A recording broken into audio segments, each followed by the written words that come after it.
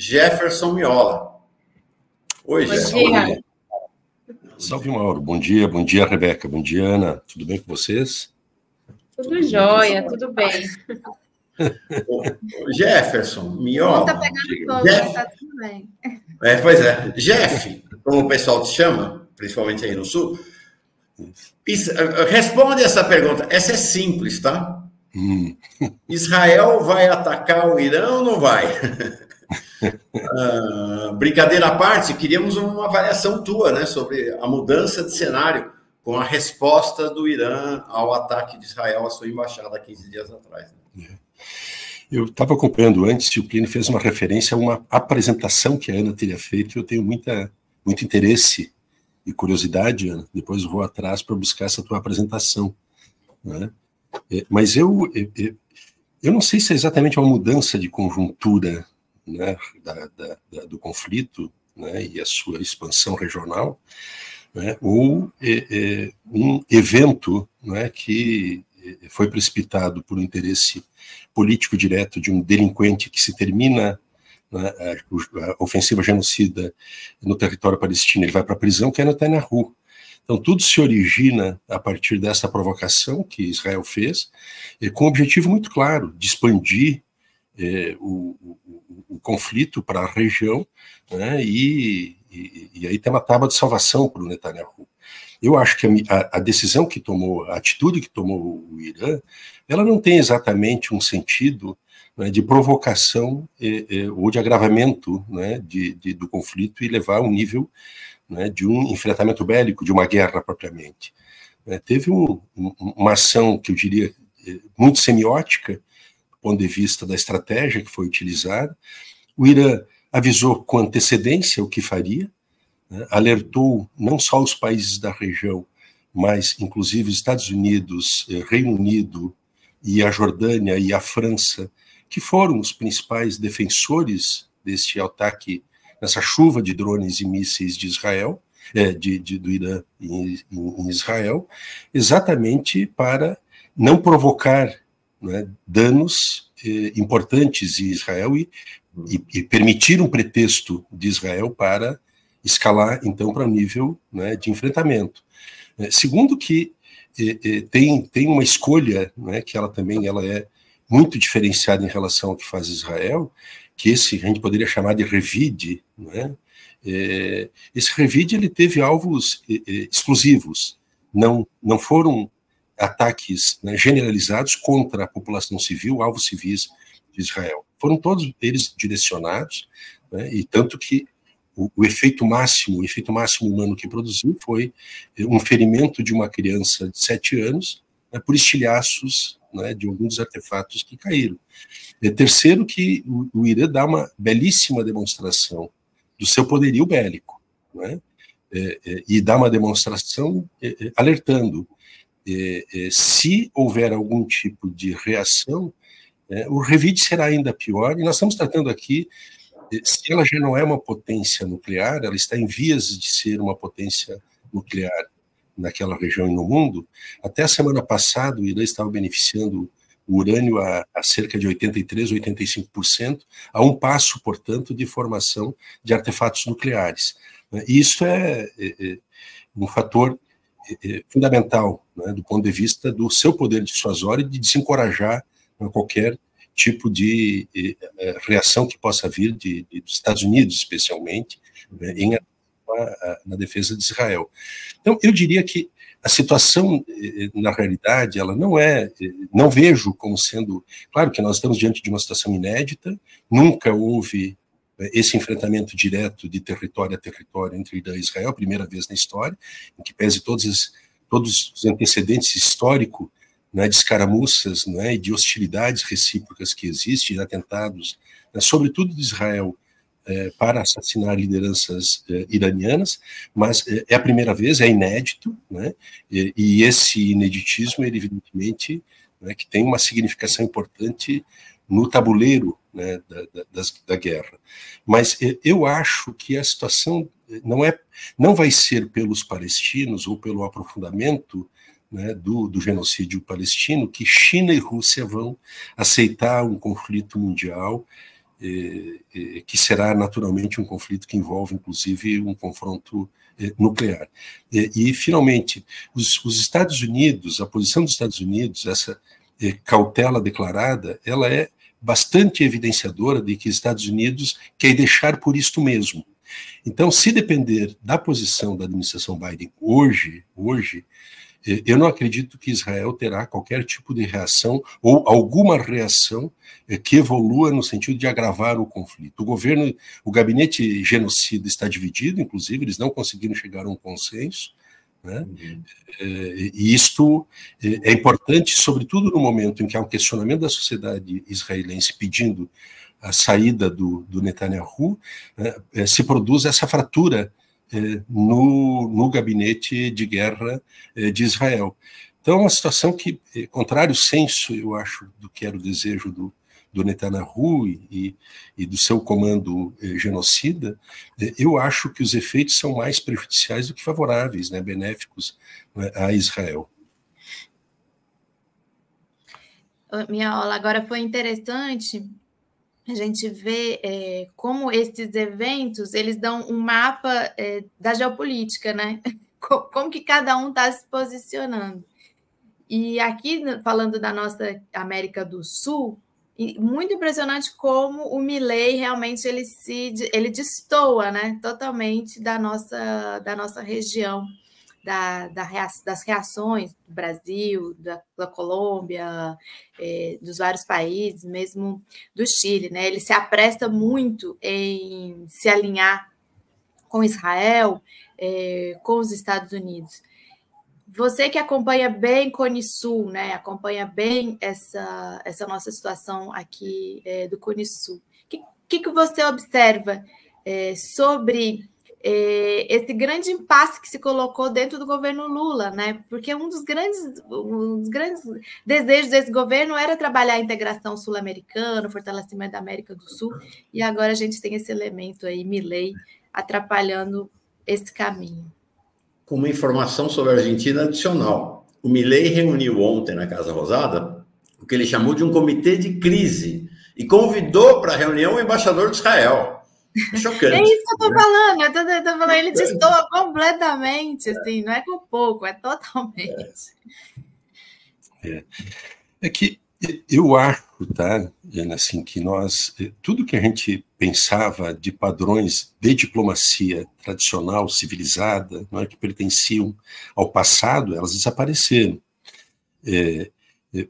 A reação antes mesmo do Milei, vamos voltar aqui a 2023, antes da eleição dele, aqui no Brasil, a postura do embaixador de Israel não era uma postura admissível, né, dentro de uma diplomacia tal como nós entendemos que ela deva ser. Então, acho que há uma mudança de qualidade nessas lideranças da extrema-direita que assumem, né, governos nacionais, governos importantes, e que subvertem inteiramente a política, né, e subvertem a diplomacia também.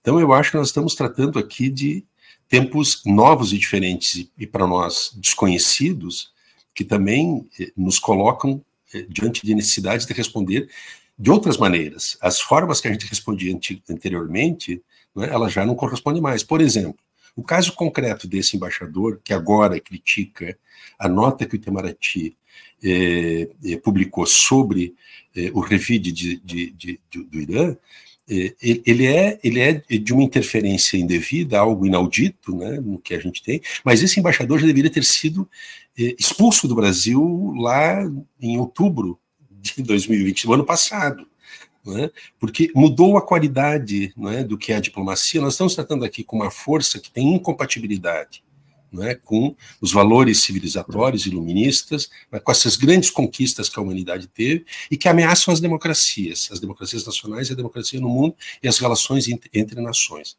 Então, acho que esse é um pressuposto e esses personagens que a gente considera como bufões tem método, né, tem uma tecnologia política, né, neste agir diplomático ou no agir também político doméstico. Então, não é ocasional, não é acidental, e não é acidental que o Milei, por exemplo, tenha ido se reunir com o Musk para meter pau no Brasil, para se associar ao Musk no ataque ao Brasil. parte, né, dessa articulação da Internacional Fascista, que tem estes objetivos, né, nacionais e também internacional. E, finalmente, eu acho que tu trazes um tema que, para mim, ele é sumamente importante, que é a presença de uma figura como Milei na Argentina. Ele desarticula e desacomoda inteiramente o que era um itinerário esperável da integração regional, especialmente do Mercosul. Pode não debilitar, né, a ponto de comprometer a saúde econômica da relação comercial entre Brasil e Argentina e dentro do bloco do Mercosul, mas há um esfriamento, né, desse dinamismo, tanto comercial quanto cultural e político na região. E o segundo mandato do presidente Lula, ele pode ser marcado, além da presença desse personagem na Argentina e uma relação que ela é chave para o Brasil se projetar no mundo a partir da relação com a Argentina, que pode coincidir com uma eventual presidência do Donald Trump nos Estados Unidos. É uma probabilidade, não é uma certeza, mas é uma probabilidade considerável que isso aconteça. E aí nós estaremos diante de um cenário que essa dificuldade que tu trazes, né, de como o Brasil ele desenvolve a sua geopolítica a partir dessa dificuldade com a Argentina, ela fica adicionada de uma dificuldade ainda maior, que é a Argentina com o Milei e os Estados Unidos com o Trump. Com o Biden já não é fácil, mas com o Trump nós temos, né, complicações de outra natureza, inclusive do fortalecimento interno da extrema-direita brasileira, de um forte approach para o clã Bolsonaro, e um processo permanente de desestabilização que ele vai provocar, imagino eu, né, em relação ao governo Lula. Eu acho que isso são elementos de uma realidade que todos os governos petistas nunca se defrontaram, que nós temos, né, no plano institucional de governos, nós temos lideranças, né, que colocam em xeque as próprias relações, né, entre os países e dos organismos e mecanismos, né, internacionais. Isso é uma novidade, e nós nunca tivemos uma realidade como essa para enfrentar. Estamos convocados a responder a isso, operar politicamente, porque é isso que a casa oferece. Esse é o tempo real que nós estamos vivendo, não é o tempo desejável. Muito bom, Miola. Gostaria que você comentasse também, o Mauro vai colocar aí na tela para a gente, esse tweet das Forças Aéreas Brasileiras, que disseram, né, que em razão desses últimos acontecimentos do Oriente Médio, encontra-se preparada, pronta para atender a quaisquer demandas de resgate. Disse lá no finalzinho, ó, que está sempre pronto, não somente em relação a missões específicas, mas a qualquer necessidade, sendo essa prontidão ininterrupta para agir em apoio à sociedade. O que te parece essa nota? Como que você vê essa posição da Força Aérea Brasileira? Olha, Rebeca, até o Plínio também comentou antes, né? Isso para mim é um absurdo, é um despropósito, né? Uhum. A FAB, né, prontamente se pronunciar desta maneira, inclusive, né, quando uma relação de Estado a Estado não é feito pela FAB, né, é feito pelo presidente soberanamente eleito, que, aliás, ele é o comandante supremo das Forças Armadas. E cabe ao presidente da República definir como essas Forças Armadas atuarão. Né? Evidentemente que também, né, em determinados níveis, dependendo do pronunciamento do Congresso. Então, eu acho que essa manifestação da FAB, que quer reocupar um espaço público, né, na imprensa nacional, ela é profundamente inadequada, mas ela é consentida.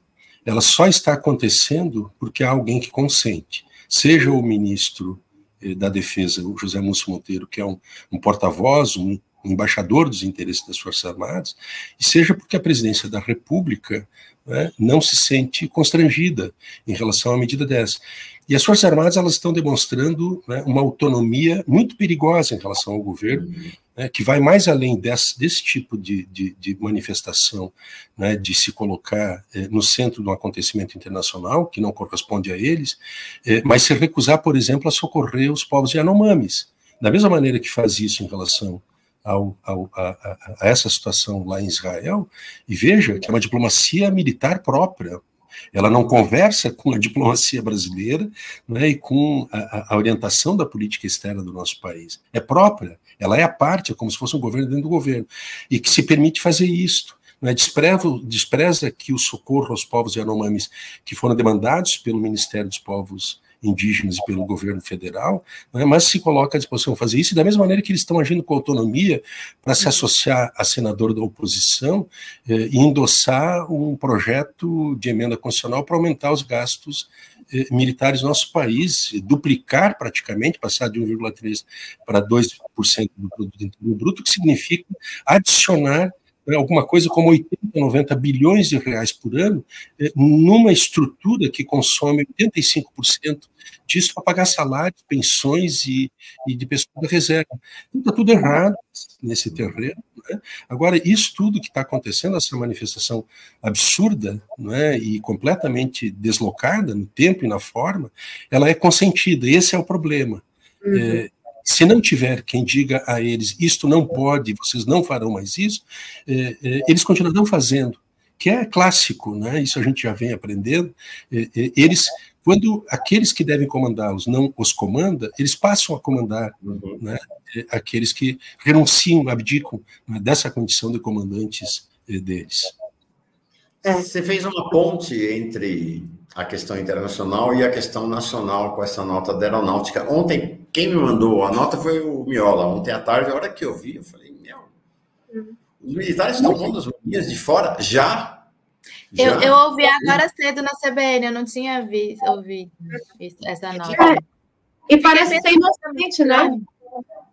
Para quem não está acompanhando, e aí esse é o perigo, né? Para quem não faz parte aqui da nossa discussão, é uma manifestação inocente, uma manifestação legítima de uma força brasileira se colocando a serviço, né, do povo brasileiro. E, em contrapartida, Miola, a CONIB também vem fazendo essa marcação cerrada em cima do governo, né? Eles classificaram como frustrante a posição do governo em relação ao Irã, eles querem que o Brasil se posicione, e a Ana já mencionou aqui para a gente, né, que não vai ter esse posicionamento. Então, é muito complicado de todo lado.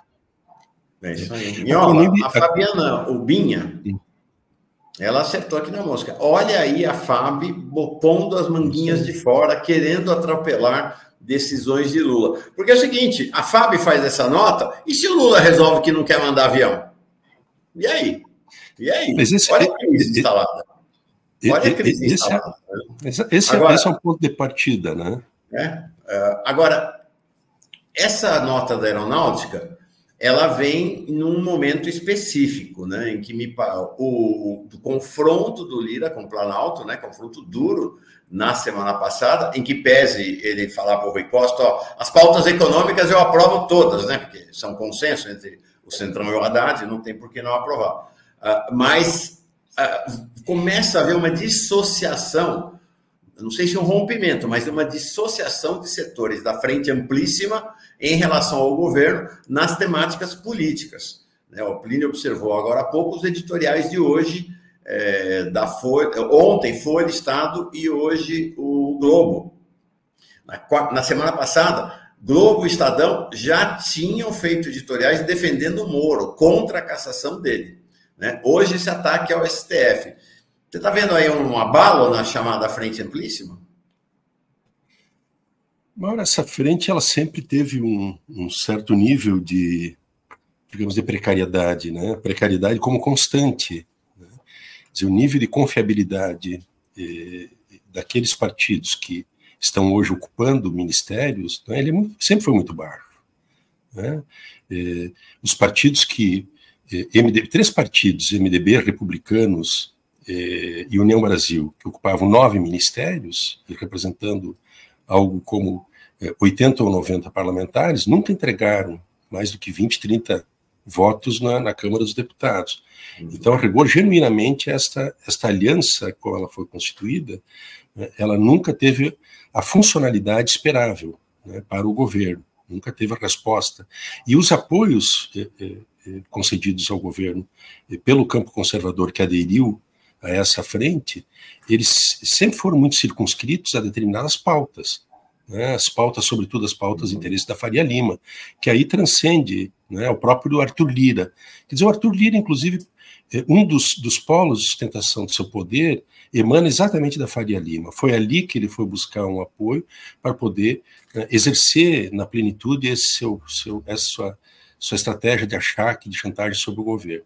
Então, acho que essa aliança em si, ela já é congenitamente, né, defeituosa e agrava agora, e o que nós estamos vendo, inclusive, são manifestações do próprio presidente se queixando em relação ao desempenho do governo, e não só um problema de comunicação, mas um problema de conteúdo das políticas e como os ministros que não são do núcleo, né, ideologicamente central do governo têm respondido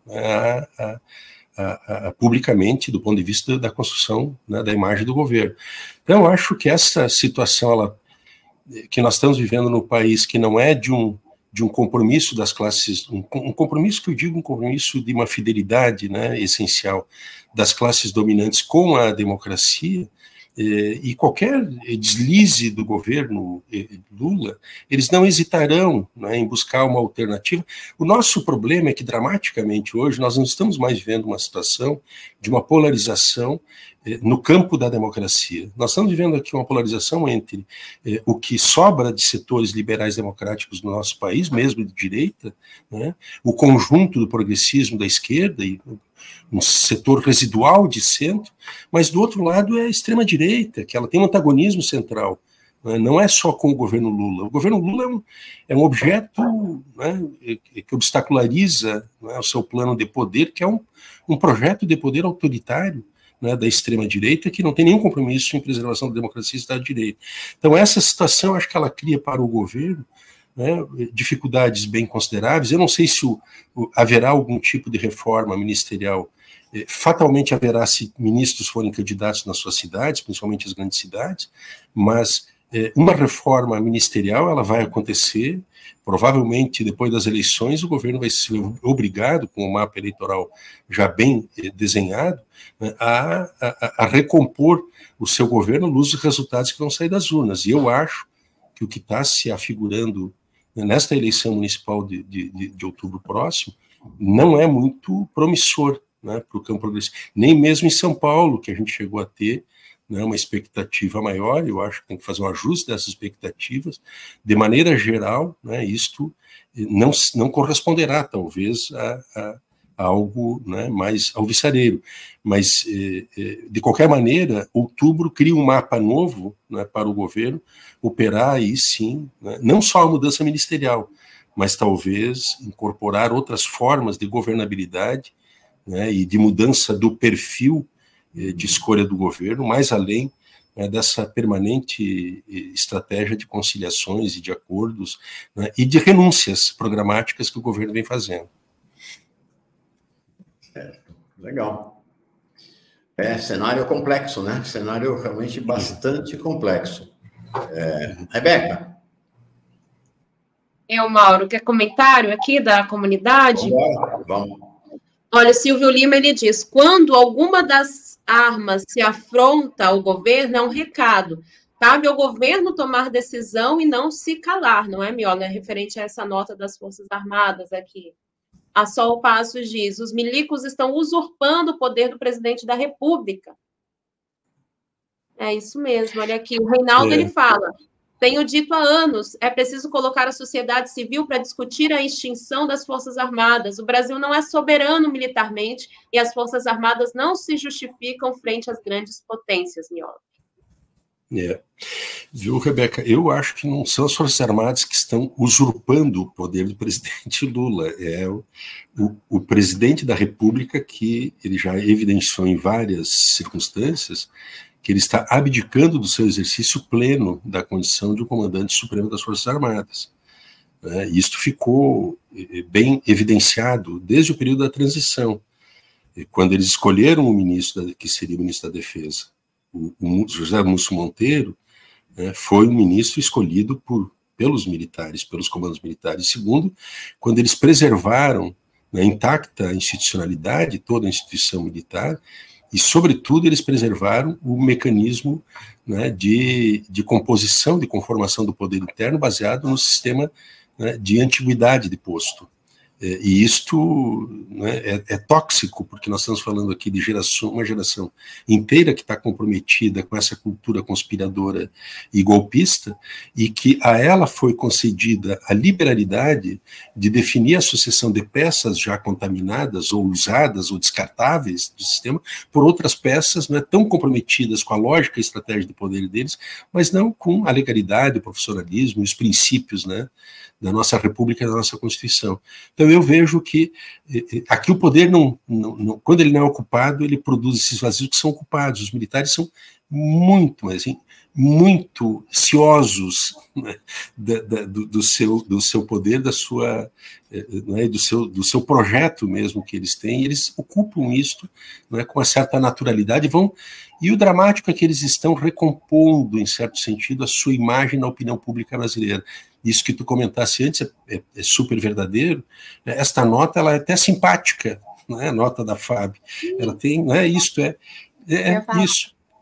Quando você ouve, eu ouvi a nota, eu fiquei pensando numa pessoa ouvindo, assim, né? Nossa, que bom, o Brasil está cuidando dos brasileiros, então se tiver alguma guerra, vai salvar os brasileiros. A sua primeira impressão é essa, mas depois você fica pensando, a gente que está vendo as coisas por além das análises, né? Isso. A gente fica pensando assim, Rebeca, Miola e Mauro, também não deixa de ser um recado aos israelenses, né? De dentro da estrutura institucional, tipo assim, olha, estamos aqui e tal, a gente sabe que o governo...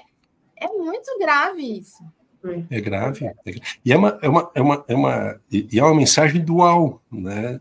Porque ela se associa, né, ao próprio governo israelense, ela explora isto que são, né, os conflitos diplomáticos que estão acontecendo aqui no Brasil, não só diplomáticos, desta ofensiva que toma, por exemplo, o governo de Israel através do seu chanceler diretamente, mas também através da CONIB. A CONIB é um braço extraterritorial da política sionista aqui no Brasil. Como tem CONIBs, né, que não são CONIBs que o B é do Brasil, mas como tem essas confederações do sionismo em todas as partes do mundo, que exercem, né, em paralelo às representações diplomáticas, exercem, né, esta influência, esse poder territorial, né, do combate, né, ideológico que faz o sionismo mundo afora. E aqui no Brasil, por isso que tem essa agravante, essa nota não é uma nota inocente, não é despretensiosa, ela é cheia de significados, e é uma oportunidade que o governo tem para, a partir disto, né, reconfigurar a sua atitude em relação ao conjunto das Forças Armadas. Mais uma oportunidade, né? Mais uma. As janelas vão se fechando daqui a pouco, né? Não sei se você viu, Miola, nós noticiamos aqui mais cedo, o Conselho Nacional de Direitos Humanos está exercendo um papel muito relevante, ele tá no Ministério dos Direitos Humanos, apesar de não ser um órgão de governo, tomou 2 atitudes agora esse fim de semana, sexta-feira, parece bem relevantes. Primeiro recomendando que o Ministério da Defesa, todo 1º de abril, peça desculpas pelo golpe militar. E segundo, aí ele não está orientando, ele está determinando que o Ministério dos Direitos Humanos inicie imediatamente a construção do Museu da Memória e Resistência na Praça dos Três Poderes. Importante, né? É bem importante, né? Eu acho que é duvidosa a eficácia, né, dessa medida, né, porque não tem, embora seja um conselho reconhecido em lei e tal, que eu tenha conhecimento, as suas deliberações, elas não são vinculantes necessariamente, né, elas têm um sentido político muito forte, né, mas elas não são necessariamente vinculantes, se eu não estou equivocado, né, e mesmo que tivesse um poder vinculante, o que nós vimos, especialmente nesse último ano das escolhas do governo, essas determinações seriam desrespeitadas. Aliás, o próprio presidente mandou os Ministérios da Justiça e dos Direitos Humanos abandonarem a ideia do museu, né? Então, vamos ver qual é o desdobramento disto, né, se isso vem a acontecer. Agora, sob o ponto de vista, né, de um processo permanente de memória, verdade e justiça, é uma decisão acertadíssima do Conselho, né? Aliás, o próprio governo já poderia ter tomado essa iniciativa, porque a questão da memória ela não é uma questão da opinião pessoal, da intimidade, né, de um indivíduo que eventualmente é o governante ou de um governo com determinadas tintas ideológicas. O processo de memória é um processo de Estado, né, uma questão de Estado, ela é permanente, né, ela independe de governos e, sobretudo, em relação a questões tão essenciais e fundamentais como essas, né, de grandes traumas vividos pela sociedade, este valor da memória é ainda maior, né, e ainda mais necessário, e a gente já aprendeu com a experiência internacional daqueles países, daquelas democracias que se dedicam a isto e que valorizam e que preservam a sua memória e seus processos de permanente resgate da verdade e de realização da justiça, que isso tem um valor em si. Ele é um antídoto, né, inclusive para eventuais tentativas, né, sobretudo de setores militares, de golpearem a democracia e promoverem rupturas institucionais. A ver como é que vai ser, né, Mauro? Eu acho que isso cria um constrangimento para o governo, né? Mas não necessariamente pode significar que o governo, então, abraçará. Né? E veja só que é um tanto paradoxal, porque não deixa de ser, em certo sentido, uma oportunidade também que o Conselho cria para o governo, né, uma vez que é um órgão público não estatal e que tem uma função, né, de coordenar e planejar e deliberar sobre questões de direitos humanos no nosso país, o Conselho está oferecendo, né, oferecendo ao próprio governo mais uma chave para avançar nessa temática. Né? Então, não pode se considerar que isso é uma atitude ofensiva do Conselho. Não, isso é uma atitude de afirmação de uma política pública essencial, uma política pública de Estado, né, que tem que ser permanentemente, né, reiterada e fortalecida. Miola somente às segundas é pouco, diz aqui a Regiane Guerreiro. Mas, Regiane, Miola é demandado cada vez mais. Na Globo News você não foi ainda, né, Miola? Não. Fora Globo News, em todos os canais progressistas, o Miola hoje é muito, muito demandado. Obrigado, Miola. Boa semana para ti. Não, obrigado a vocês. Um abraço grande, Aninha, Rebeca, Obrigada, Mauro. Boa semana para nós. Um abraço, gente. Até mais. Tchau, tchau. Obrigada.